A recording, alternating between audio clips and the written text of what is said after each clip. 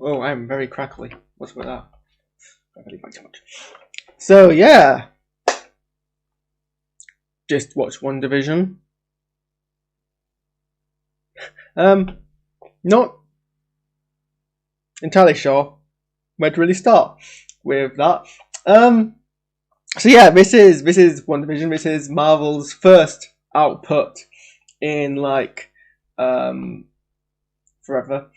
So yeah, because of COVID, we've not had any Marvel outputs in an entire year really. Since Far From Home, which was in 2019. Since 2019, we've not had any Marvel outputs. The entirety of 2020 passed, not a single new Marvel output, I don't think. Actually, no, I tell a lie. Did I tell a lie? When is it? Agents of S.H.I.E.L.D. came out in 2020, I think, actually. So maybe I am wrong. That was such a long time ago anyway. Point being, it's been a while. And so this has been hyped up for about a year, I think. And I've been watching the trailers for this since I started releasing. I've been doing analysis on all the trailers. So, an almost constant comment on all the trailers from a variety of people were that this show was basically being hyped up with little to no actual explanation about what the show's about. There were little tidbits. We got a little bit of here and there about what we were to expect. I mean, what we knew before we watched the episode was Wanda and Vision were back. They were living in a house. There was something odd going on. And TV was a thing, which is a really bad way of explaining the point I'm trying to make. And then there's some allusion to kind of how Wanda in the comics had some degree of reality bending abilities, and there's a lot of speculation about that. But in terms of that, the point is we didn't know what we were going to get in terms of theme or tone or plot. Other than these tidbits of premise, nothing else was kind of bled through, which is a very, fascinating concept. And yeah, it hyped a lot. So I was eager to go into this episode and see, what are they actually doing with the series? What are we going to see? And so we got 2 episodes today, episode 1 and 2. Those will be the first 2 numbers so we got 2 episodes today, and they were pretty much just half-an-hour sitcom comedy episodes. Very little actual explanation on anything else, which was bold, I think. So that's what we're starting off with. It was bold. But it gives me still little to go on to in terms of actual... So what I'll start with is what I loved. And I loved the aesthetic, the screen aesthetic that we were given in the episode. So these 2 were basically they were paying deep homages to 1950s American sitcom TV. So yeah, the 4:3 aspect ratio, the 4:3 aspect ratio. You had very basic visual effects, which were essentially nothing more than cartoon kind of sparkles. The acting, this is all stuff which was clear in the trailers, by the way. The acting was very much 1950s sitcom acting. The accents were very much kind of whatever the equivalent of received pronunciation in America is, I guess. Very received American accents. Or at least they were from Wanda. And Vision had the equivalent British accent, which is, I guess, received pronunciation. And the plot lines for the most part were very simple, the kind of plot lines you expect comedically in 1950s sitcoms. But what was, I guess, surprising was that was literally it. Like, I knew this was going to be a setting. And as someone who is very much a nerd for things like aspect ratios and how that changes a long time and how how we make TV, how we make art, and how visual art evolves over time. I love that kind of homage to the 1950s American things, like American kind of TV. You know, I loved kind of the way that the camera moves were all, you know, reminiscent of how you film 1950s sitcoms. I like how the script was basically 1950s sitcoms, but it was very much just that. For the first episode, for at least the first 28 minutes, was just that.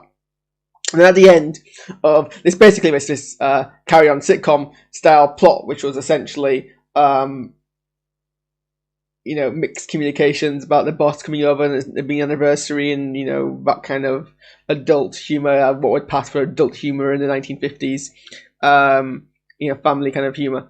That was basically, it was playing up half part. It wasn't actually extraordinarily that good. Like if this was actually 1950s TV, 1950s plotline. I've watched some 1950s stuff, not a lot. I'm not an aficionado of it, but I've watched enough. I've watched some. Some of it, some of it is actually quite amusing. But this, there was funny parts in the episode. I'm not saying it wasn't funny, but the funny parts in the episode weren't the actual humor that they were trying to recreate. It was kind of the other stuff popping in there. Maybe that was the point. But then, yeah, we got like a couple minutes away from the ending, and then we get the first kind of indications things wrong, and there's a slight medium shift. We get camera angles which you would not get in 90s 50s TV. It was very much kind of head on, deep, not shallow focus, kind of a circular focus where the outlines were kind of vignetted, out of focus kind of style, and then you know, then Vision actually then does this whole actual phasing through with the modern effects of him phasing through to get out the food that was trapped in the guy's throat. And then it ends. You got it kind of, there's a bit of a what happened here, and it continues, and it's very unclear what you're meant to take away from that. We then see it, someone is watching these shows, so we cut away. We fade out from the episode, and then the screen becomes 16:9 again, and we actually, or even I think actually even thinner than that, and we see someone's watching the show, and that's the episode. I mean, like, what am I meant to analyze 1950s sitcom comedy, because that's not really my field. It's just so bizarre what to take away from that. But there was some genuinely comedic moments that I laughed. But that was mostly just me being amused by the whole homages paid to 1950s TV. And then we got the second episode, and I absolutely loved the opening title of the second episode, which I very much believe is straightly paying, which is paying, you know, direct homage to Bewitched, which is, I think, one of the few 1950s, 60s comedies that I've seen. Maybe I've been Bewitched slightly later than that. But the opening titles for the second episode are very much meant to be kind of Bewitched styled. And then, yeah, we get basically more of the stuff, but for longer. We get some more things that are bleeding through. What I didn't like about the second episode was they weren't as integral, to their homage paying. Like, a lot of the shots were basically how you would shoot 1950s sitcom, but then a lot of the other shots were actually just how you would shoot anything from like the 90s onwards, 80s onwards maybe. In terms of the camera angles, in terms of the camera moves as well, like how they, the focus, there was more shallow focus, which you wouldn't really get. You'd have more deeper focus in earlier TV than you have in later TV. And apart from the black and white and the 4:3 aspect ratio, I should actually turn my screen for, I should make myself black and white. I didn't think of that. Maybe do it for next week. Although then I'll have to be in the background black and white. It'll be too much to do on the fly.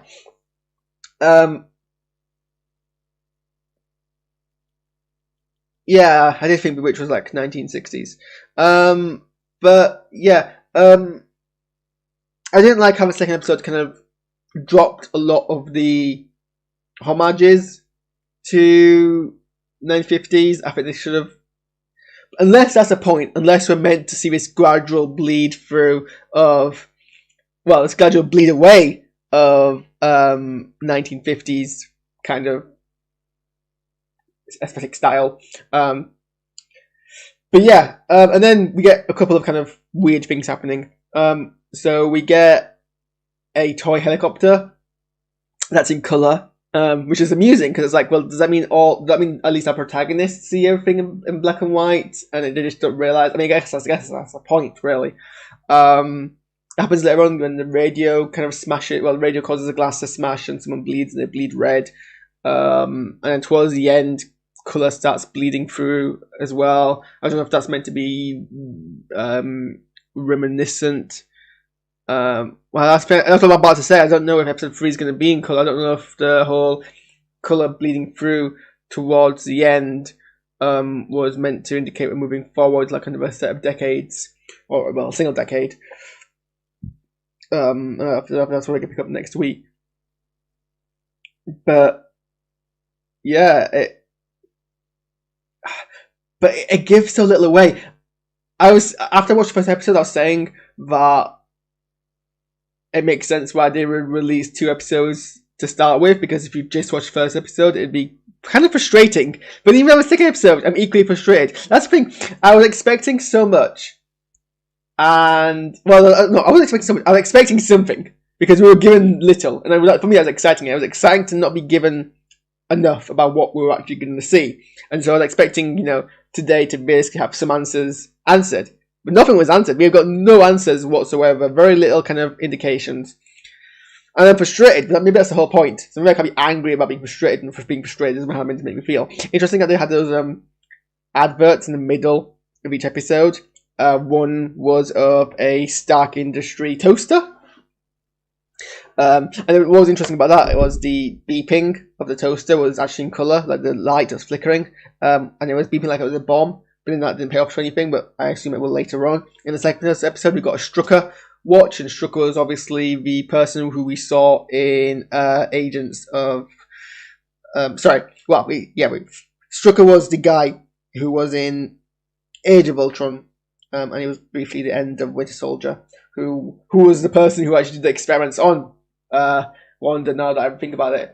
And then we get like a Hydra logo, which is interesting. I don't know if that means they're going to come back, because Hydra kind of like got defeated in Agents of S.H.I.E.L.D., or if that's just a Easter egg. And then towards the end, obviously, we got more of the whole kind of weird. And we got the beekeeper, which presumably we're going to see more of him later on. That was weird. A beekeeper calling out of the sewers. A lot of weird stuff happening. But whereas the trailers hyped me up, and that's probably because I expected trailers to hype me up and not give me too much information, the episode left me frustrated. But I don't know if that's a flaw on the episode. There's just so little to say about this, what we just watched. I generally don't know what else to talk about in the episode. The actors were spectacular, both in terms of having to portray, having to act in a style reminiscent of, 70 years ago, acting in that style when, you're like at least 50, 40 years your junior, is impressive. And the whole and I just loved Paul Bettany's kind of acting drunk when he had the chewing gum stuck inside him. That was funny. As well as entirely amusing. It's strange that the audience would see a magic show, see something they couldn't explain, and consider that to be suspicious. I would imagine going to a magic show and seeing something I didn't understand. I'd be like, well, I guess that's the magic in happening. I wouldn't know why that would make me suspicious. I don't know why seeing a guy flying at a magic show would make me suspicious. I would just assume it's a very good trick. Maybe the flying, but everything that came later on was very tame. I think there's so much we can speculate here about what happened. There's so much we can speculate, but that's what we've been doing for the last year. In terms of this episode, I love the screen aesthetic. I love the kind of homages to 1950s TV.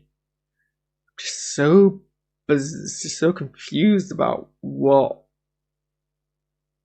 to take away from this. And we have so there's 9. So 9 episodes, so 7 more. So 7 more weeks. So of this. So we'll finish by just under 2 months' time. So somewhere beginning of March. But the episode lengths will vary. So next week's going to be half an hour. And after that, it's going to vary.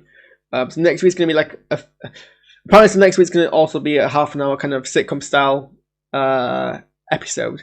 And after that, it'll get longer. So presumably next week will be the last. So it's like a trilogy of 3 episodes, where it's basically they're just making these sitcoms with these characters and immersing us in the world. And then after that, we suddenly then actually break that wall. But I'm trying to think of things to say, but I'm so confused. I love the new Marvel Studios vanity card. That was very sweet. It was very much it's the first time we've seen this version of the vanity card, and all of the characters after we moved to live action footage, all of that footage they use is from Phase 3 and a lot of it's from Endgame, which is, you know, much feels essentially. It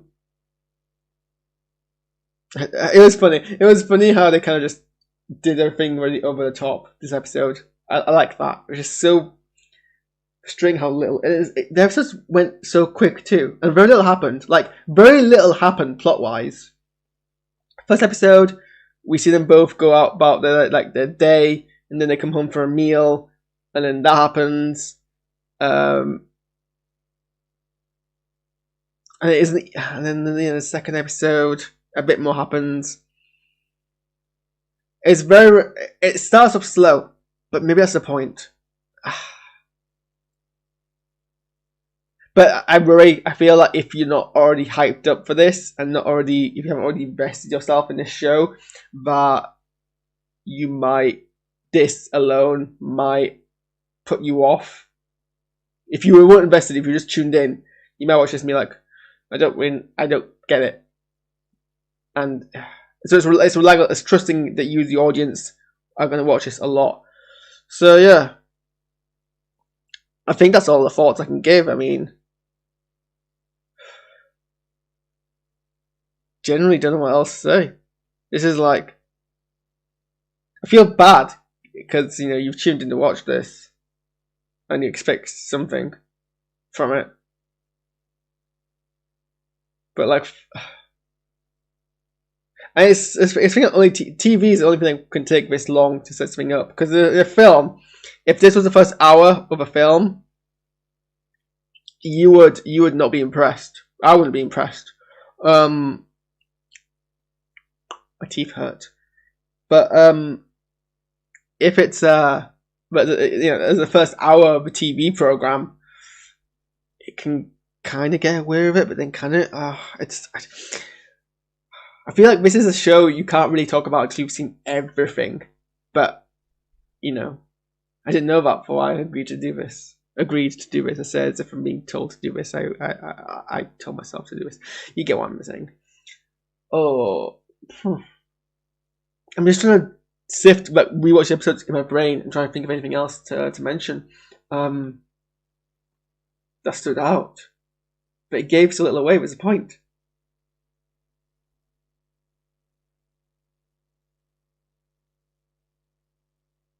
And I'm sure there are Easter eggs in there which will become apparent as we go along.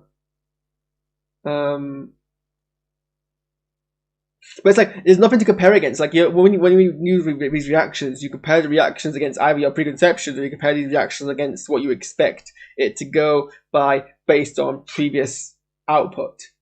What would you compare this to? Because this is very, very novel. Like, we've had things pay homages before. We've had things for parody. We've had things for satire.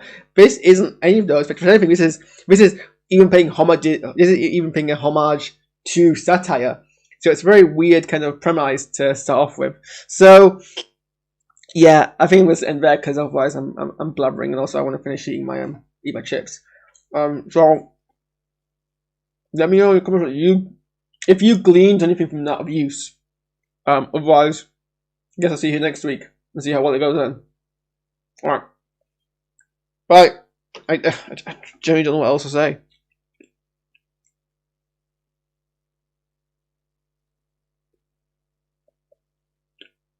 Oh, I do have an opinion.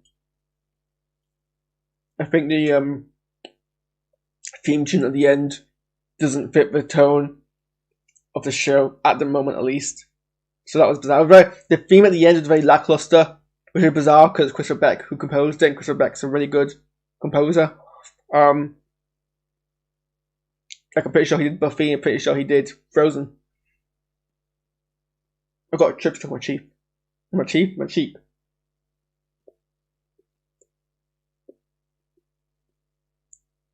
Yeah, I wasn't particularly a fan. I wasn't a fan of the closing theme. I wasn't actually that much of a fan of the title sequence. It seemed very. I mean, it was pretty, but it seemed very low key. I would have preferred it if the closing credits for each episode were actual homages to the style of the episode. That would excite me more. Yep, so he did Buffy as well. Okay, well, I'm gonna stop now because I can't talk now. I've got a chip stuck in my cheek. I need to get out of my cheek, and you don't want to watch that, so. That was WandaVision. That was the first episode of WandaVision, anyway. I'm curious to know what everyone else thinks, actually. So I'll see you next week. Hopefully with more insight than this blabbering. But who knows. Right. Bye.